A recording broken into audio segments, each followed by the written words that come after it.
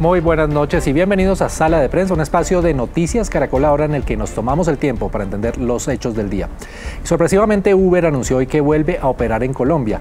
Recordemos que el pasado 20 de diciembre la Superintendencia de Industria y Comercio pidió en primera instancia el cese de operaciones de la plataforma tras una demanda por competencia desleal por parte de un grupo de taxistas del país. Y el 31 de enero la compañía dejó de operar. Pues hoy, 20 días después, ahí están viendo el comunicado, regresó, aunque cambió el tipo de contrato que establecen sus usuarios con los conductores. Ahora lo que se hace al usar la aplicación es arrendar un vehículo con su conductor. Para algunos una salida válida, para otros un esguince a las leyes. Pero ¿qué dicen sus conductores, los usuarios y los taxistas? Miremos. De esta mañana nos empezaron a llegar notificaciones de que la plataforma había regresado. Adicional a eso pues nos llegó el contrato del nuevo, con lo que viene Uber, con la salida de Uber que tuvimos en ese tiempo. Si nos vimos afectados, sería bueno que nos reglamenten porque pues genera empleo. Es indiferente. Bueno, en mi caso es indiferente porque uno lo que como usuario pretende es un buen servicio. ¿Qué pretende el usuario? Un excelente servicio. Estamos hablando de no solo del trato, sino del costo también. Yo primero no tengo nada contra Uber, ¿sí? Y el regreso de Uber, pues si se rigen a las normas de tránsito del país, bienvenidos. Porque eso es una sana competencia. Para nosotros mortal porque no quedaron en nada. Ahí el gobierno quedó débil, lo veo débil con eso. Posiciones divididas como las de nuestros dos invitados hoy, Nicolás Eduardo Alviar, abogado de Coltec y quien fue el que demandó a Uber, e Iván Cancino, abogado y columnista. Empiezo por preguntarles, ¿cómo recibieron este anuncio y el del regreso de Uber? Empiezo por usted, doctor Cancino. Bueno, con mucha alegría y con mucha ilusión por toda la comunidad y como usuario. Es una plataforma como otras tantas que facilita la vida de miles de ciudadanos y también le genera empleo a otros muchísimos miles de ciudadanos. En mi concepto jamás debió irse, pero eso demuestra que busca alternativas para seguir en la competencia y prestando un servicio. Los taxistas pueden tener su operación común y corriente, mejorar las condiciones de prestación y obviamente tener las críticas que quiera, pero no veo absolutamente ninguna ilegalidad en Uber, ni antes y mucho menos ahora. Doctor Alviar, usted me imagino que no está tan alegre y que no sé si ve que es legal esta salida.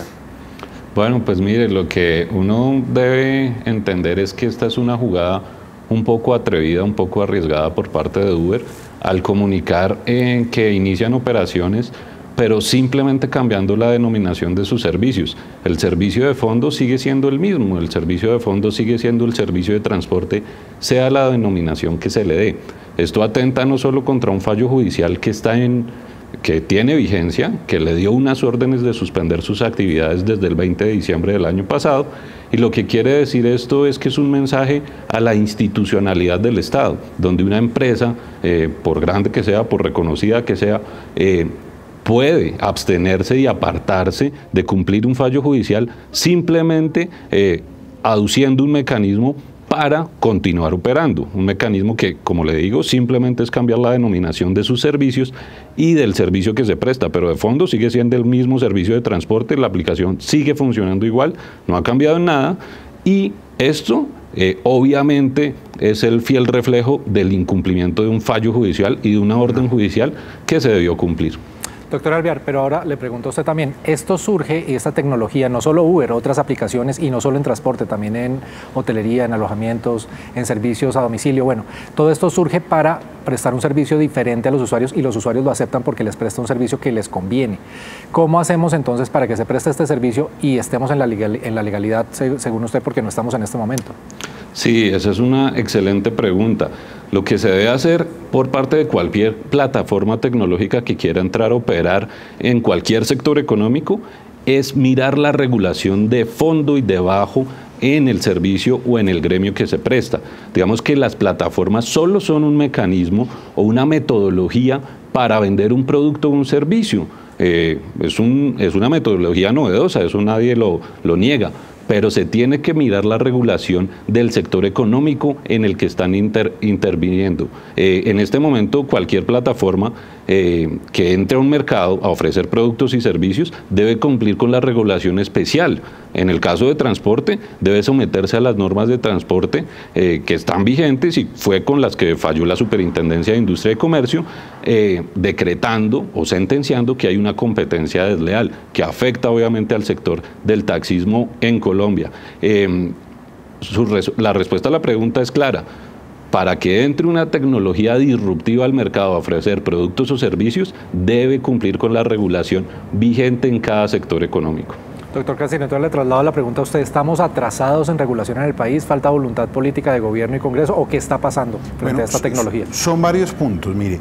El primer objeto de debate es, pensando que se necesitaría una legislación especial, pues el Congreso y el gobierno sí están en mora, específicamente todo el periodo del gobierno pasado y ya un año y unos meses que lleva el gobierno del presidente Duque. Pero quienes desde la academia y desde la opinión hemos defendido a Uber y otras aplicaciones, antes de la sentencia que respetamos pero no compartimos de la superintendencia, ya había una manera de aplicar legalmente la plataforma. Y ahora que hay una modificación totalmente válida, totalmente legal, que se rige por las leyes del Código Civil y de Comercio, como lo dice el nuevo contrato que se pone de presente cuando uno contrata el nuevo servicio de Uber a partir de hoy, está perfectamente reglamentado. Puede haber algunas cuestiones de interpretación. Lo que sí no se puede aceptar es que se trate de catalogar a Uber como que está cometiendo un fraude de resolución judicial, porque no lo hay. Esa modificación del contrato de transporte es una modificación de todo lo que se puede prestar entre quien necesita el servicio, quien lo presta y quien es el intermediario, que es la plataforma. Así que no se está desconociendo desde ningún punto de vista la decisión de la superintendencia, que además es objeto de apelación para que lo resuelva la autoridad competente. Entonces, si usted quiere, el gobierno puede reglamentar aún más, pero yo no reglamentaría como gobierno poniéndole alguna traba a las plataformas. Yo lo que haría es proteger y darle las garantías a quien presta el servicio de taxi. Hay que reformar el cupo. Es absurdo que un cupo de taxi pueda costar entre 50 o 70 millones de pesos, que eso es lo que encarece el servicio y es donde está la incomodidad. Que todavía haya empresas que cobren el servicio de rodamiento o que le cobren a las personas por el servicio de radiotelefonía. Aquí hay una mafia en el sentido de la palabra. Aquí lo que quieren ver es todavía seguir aprovechándose ciertas personas del que conduce por supervivencia un taxi. Así que aquí el debate no debe ser en qué está haciendo mal Uber o cualquier plataforma, sino en qué hay que reformar y qué está haciendo mal el que presta en grandes cantidades y se aprovecha del conductor del vehículo de taxi. Sobre ese tema quiero preguntarle al doctor Alvear, porque es bien interesante. O sea, tal vez no regular lo nuevo o pues hacer una regulación para lo nuevo, pero mirar mejor cómo regularizamos o cómo desregularizamos a lo tradicional para que se ajuste y no haya esa competencia desleal, doctor Alvear. Mire, realmente el fallo de la Superintendencia de Industria y Comercio del 20 de diciembre explicaba muy bien por qué las actividades de Uber sí son consideradas actividades de transporte individual de pasajeros. Cada una de las actividades que Uber desarrolla en la prestación de ese servicio se enmarcan perfectamente en lo que describe la ley de transporte como actividad transportadora. Asimismo, se enmarca perfectamente en lo que describe el Código de Comercio como los elementos esenciales del contrato de transporte. Entonces, en discrepancia con el doctor Cancino, sí quisiera aclarar que efectivamente sí hay la posibilidad de que haya un fraude a resolución judicial, porque uno se pone a pensar que este es un mecanismo simplemente para abstenerse del cumplimiento de las obligaciones emanadas de la sentencia del 20 de diciembre de la Superintendencia de Industria y Comercio. Y en respuesta puntual a su pregunta le digo, mire, realmente en mi concepto no hay que desregularizar o modificar la regulación. Lo que hay que hacer es respetar la regulación vigente en cada sector económico que ha funcionado durante muchos años.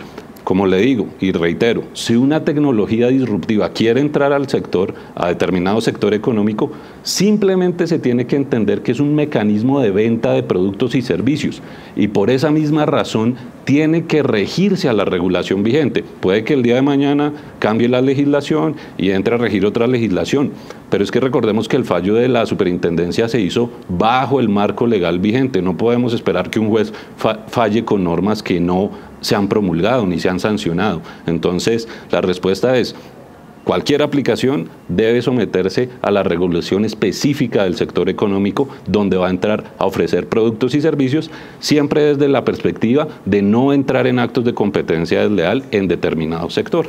Pero ahí sí le voy a insistir, doctor Alvear, porque si Uber y otras plataformas encontraron una forma más sencilla de prestar ese servicio y a los usuarios les ha gustado esa forma, no debe pensarse en cambiar eso. Sí, usted dice que ha funcionado durante varios años, pero el doctor Cancino tocaba puntos importantes, el tema de los cupos, el tema del rodamiento. O sea, no debe balancearse ya y mirar, de pronto ya esa fórmula que funcionó tantos años, hay que replantearla, hay que mirar de dónde salen obviamente esos recursos, si es con un impuesto a través de Uber, otras plataformas, y ahí se puede balancear este tema. Pues permítame explicárselo de otra manera.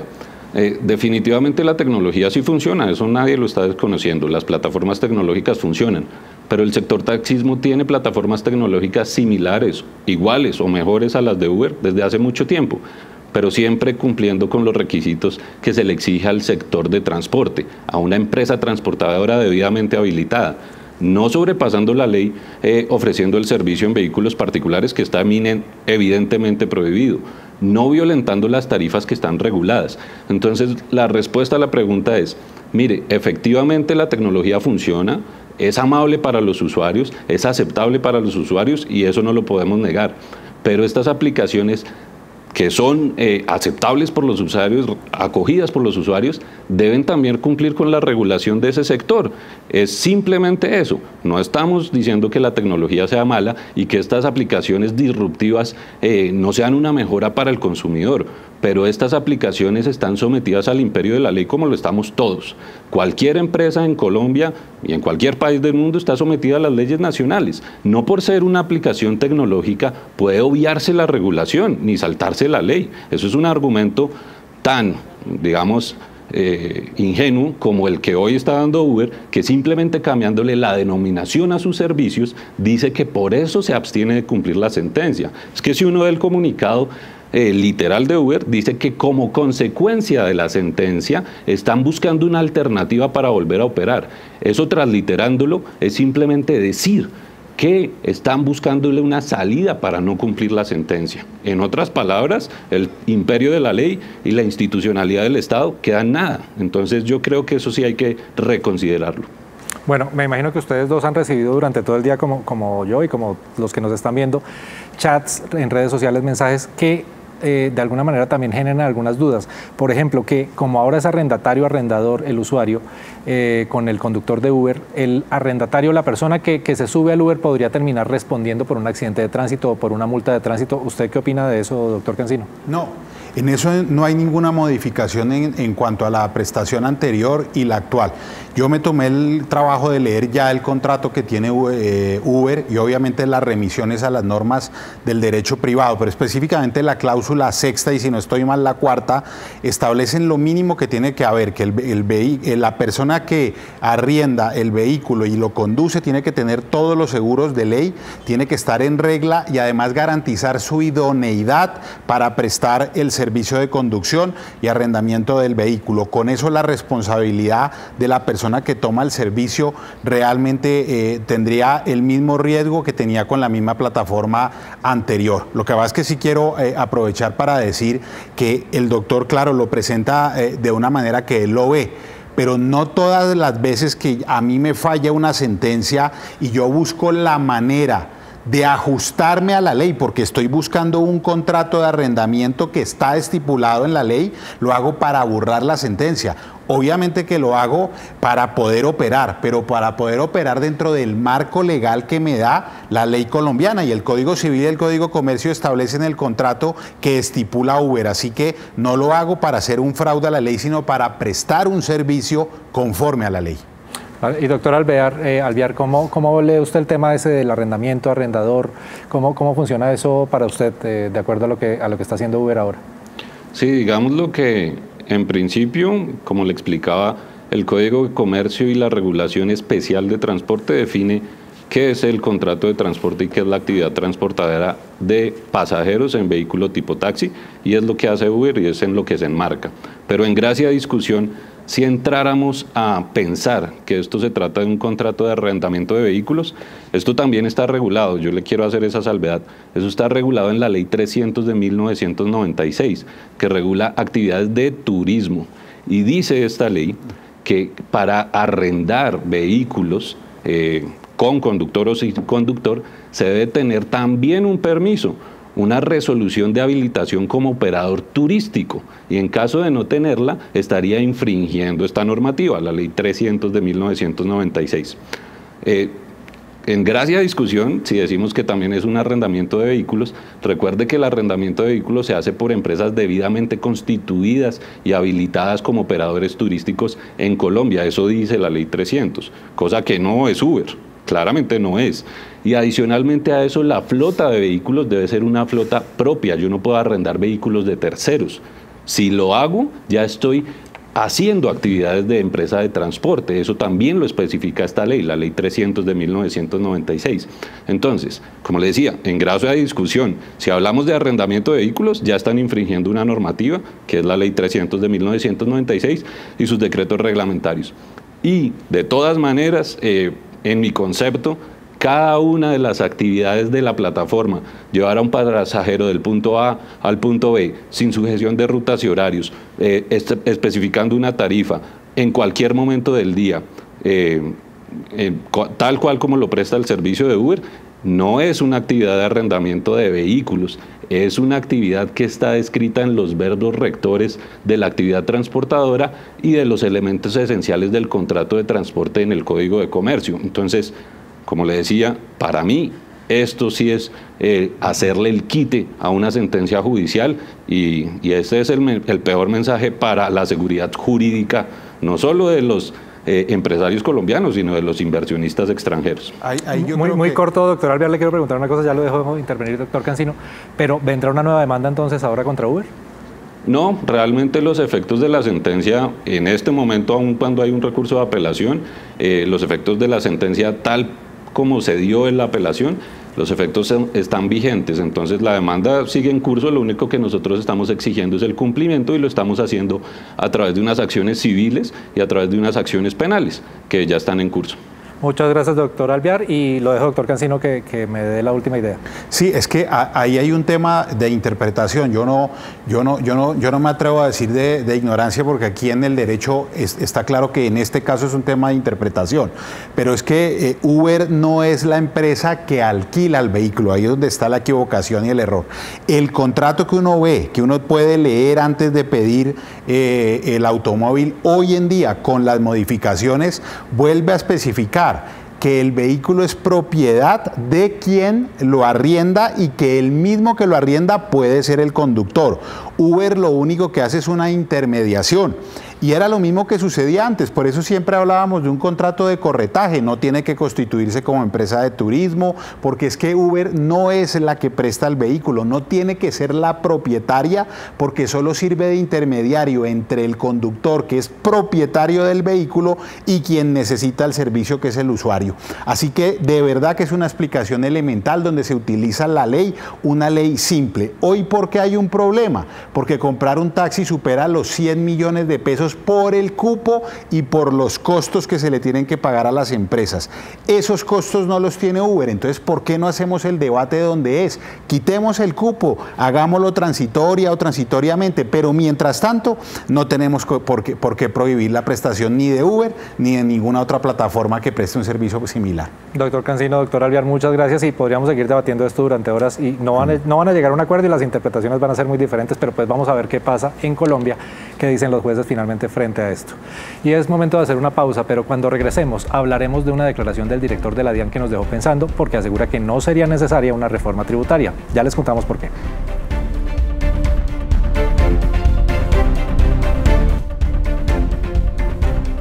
Seguimos en sala de prensa y el director de la DIAN, José Andrés Romero, reveló hoy las bases del proceso de transformación y modernización de esa entidad, con el propósito, dice él, de hacer más eficiente la labor de recaudar los impuestos en Colombia.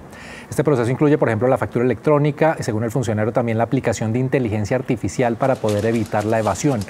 Pero en medio de ese anuncio sorprendió algo que dijo sobre la reforma tributaria en la que ha insistido el gobierno. Escúchenlo. nosotros vemos que en otros países donde han hecho transformaciones, las modernizaciones representan entre 3 y 5 puntos del PIB. Estamos avanzando de una manera muy rápida. Factura electrónica ya cubre el 64% de las operaciones económicas. Seguimos con el proceso de masificación y creemos que si logramos este objetivo, por ejemplo 5 puntos del PIB, que son 50 billones de pesos, pues seguramente esto va a evitar que en Colombia se tengan que hacer reformas tributarias todos los años. Por eso invitamos hoy a Víctor Grosso de Data IFX. Víctor, empiezo preguntándole, ¿sí sería posible evitar reforma tributaria con esto que está anunciando el director de la DIAN?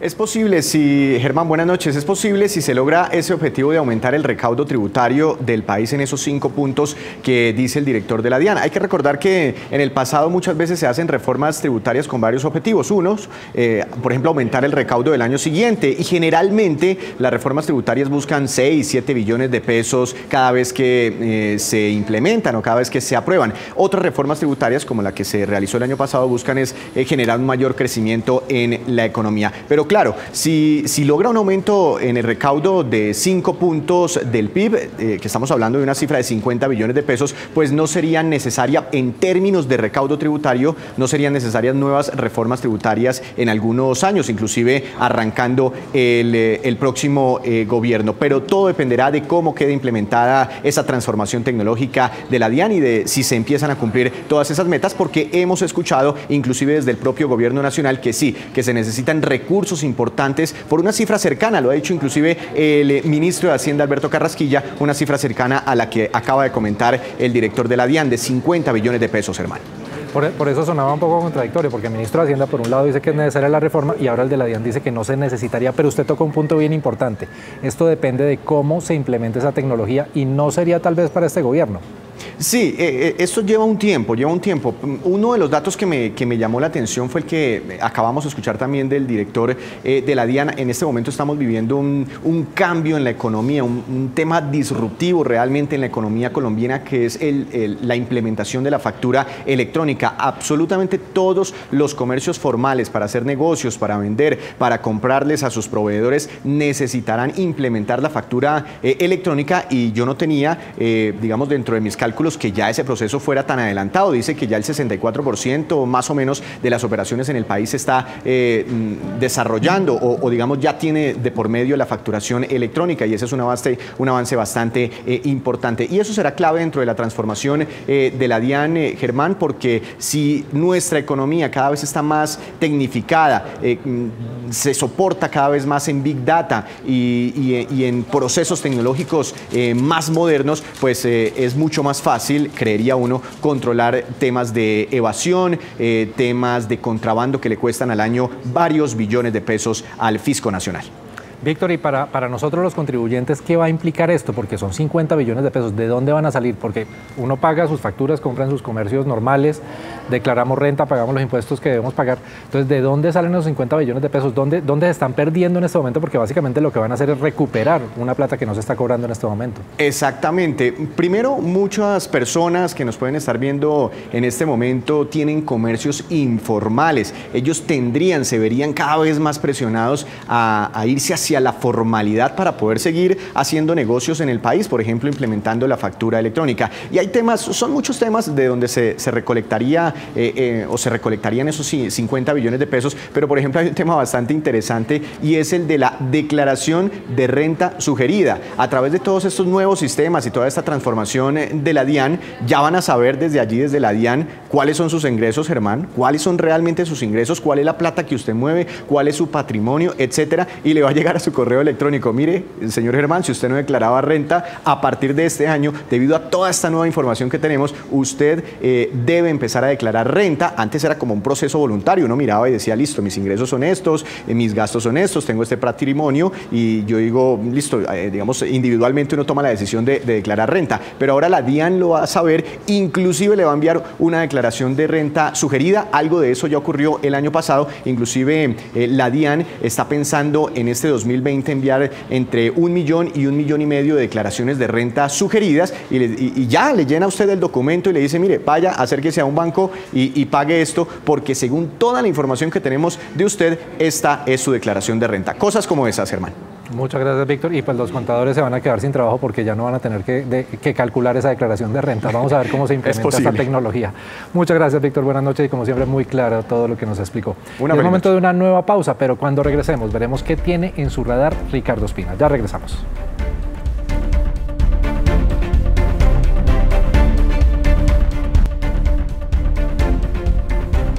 Gracias por seguir con nosotros en Sala de Prensa y veamos ahora qué tiene en su radar Ricardo Ospina, el director de Servicios Informativos de Blue Radio. Buenas noches, Ricardo.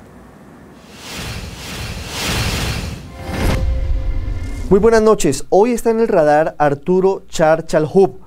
Ese nombre seguramente a ustedes les es familiar porque se trata de uno de los herederos del clan Char, uno de los más poderosos en la política y en la economía de la costa Caribe. Arturo Char llegó al Senado de la República recientemente, siendo heredero de la dinastía y de lo que había sido el largo camino político de su padre Fuad Char Abdala, quien todavía mantiene de una forma muy importante todo el poderío político de la Casa Char desde la ciudad de Barranquilla. Arturo Char está hoy en el radar por una determinación importante que tomó la Sala de Instrucción de la Corte Suprema de Justicia. Decidió iniciar en su contra una nueva investigación preliminar por presunto favorecimiento de fuga de presos. Todo esto obedece, por supuesto, al episodio en torno a la fugitiva ex senadora Aida Merlano Rebolledo, quien permanece detenida en Venezuela. Luego de las declaraciones que ha entregado Merlano, entre otras algunos medios de comunicación y también ante la justicia venezolana, ha mencionado de manera insistente el nombre de Arturo Char, no solamente con la supuesta compra de votos, situación que viene siendo investigada desde hace ya varios meses por la Corte Suprema de Justicia, sino que le agregó ahora el ingrediente de la fuga de presos, del supuesto favorecimiento que habría tenido Arturo Char para que ella, según su propia versión, escapara en octubre del año pasado desde la cárcel del Buen Pastor, o más específicamente desde un consultorio odontológico en el norte de Bogotá. Esta investigación tiene muchísimas aristas. La primera de ellas es que va a generar mucho ruido porque a diferencia de lo que pasa con el gobierno del presidente Iván Duque, que pidió en extradición a Aida Merlano al gobierno de Juan Guaidó, que no tiene en la práctica poder alguno en Venezuela, la Corte Suprema muy seguramente va a pedir a través del gobierno de Nicolás Maduro una cooperación judicial para escuchar por videoconferencia a Aida Merlano para que entregue detalles de modo, tiempo y lugar y sobre todo pruebas de lo muy grave que está afirmando. Es la hora de la verdad para Aida Merlano porque allí tendrá que definir si lo que dice es cierto o no es cierto. En caso de que no sea real, ella se expone a un nuevo proceso penal en Colombia por presunta falsedad. Pero además de eso, se está jugando la política grande, porque Arturo Char era ya prácticamente nombrado como el próximo presidente del Senado de la República y era la punta de lanza de lo que muchos consideran es la eventual candidatura de su hermano Alex Char, exalcalde de Barranquilla, a la presidencia de Colombia en 2022. Así que esto que eventualmente pone la cuerda floja a esa presidencia del Senado, también puede incidir en la política colombiana, incluso en candidaturas hacia la presidencia en el año 2022. Pues muchas gracias, Ricardo, y así llegamos al final de Sala de Prensa. Los esperamos mañana con mucha más información. Muy buenas noches.